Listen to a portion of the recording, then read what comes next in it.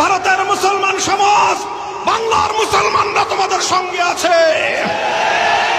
ভারত জুড়ে তোমরা নরেন্দ্র মোদীর বিরুদ্ধে দুর্বার আন্দোলন করে তোলো। প্রয়োজনে আমরা দিল্লি অভিমুখে লং মার্চ করব। কোটি জনতা নিয়ে ভারতকে আবার হিন্দুত্ববাদ থেকে মুক্ত স্বাধীন করে ছাড়বো ইনশাআল্লাহ।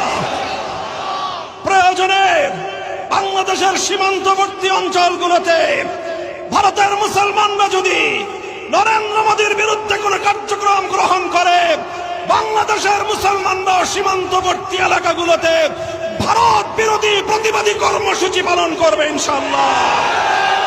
সেই সঙ্গে আমরা বলতে চাই, সারা দুনিয়ার মুসলমানেরা যেভাবে গাজাবাসীর পক্ষে মাঠে নেমে এসেছে, আমি বিশ্ব মুসলমানদের প্রতি এবং সারা দুনিয়ার শান্তিকামী মানবতার প্রতি আহ্বান জানাতে চাই, একইভাবে আপনারা ভারতের মুসলমানদের অধিকার আদায়ের জন্য ভারতের 40 কোটি মুসলমানদের প্রতি সংহতি প্রকাশ করার জন্য বিশ্ব মানবতা রাজপথে নেমে আসা দরকার।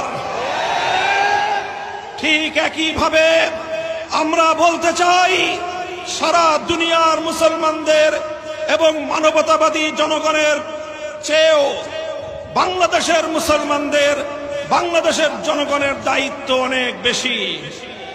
কারণ বাংলাদেশের মানুষ, বাংলাদেশ ভারতের প্রতিবেশী রাষ্ট্র।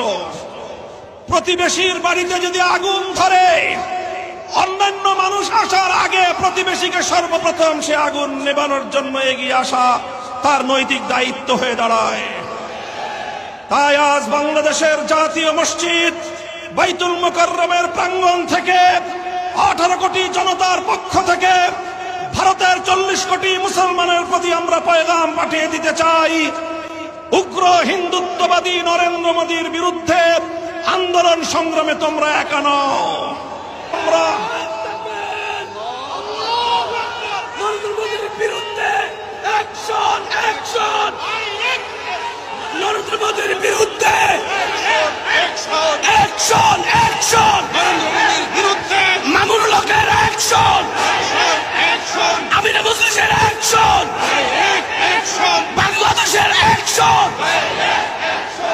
কাজেই আমি বলতে চাই, ভারতের মুসলমানরা যে কোনো কর্মসূচি ঘোষণা করবে, বাংলাদেশের মুসলমানরা তাদের পাশে থাকবে ইনশাআল্লাহ। প্রয়োজনে বাংলাদেশের সীমান্তবর্তী অঞ্চলগুলোতে ভারতের মুসলমানরা যদি নরেন্দ্র মোদীর বিরুদ্ধে কোন কার্যক্রম গ্রহণ করে, বাংলাদেশের মুসলমানরা সীমান্তবর্তী এলাকাগুলোতে ভারত বিরোধী প্রতিবাদী কর্মসূচি পালন করবে ইনশাআল্লাহ।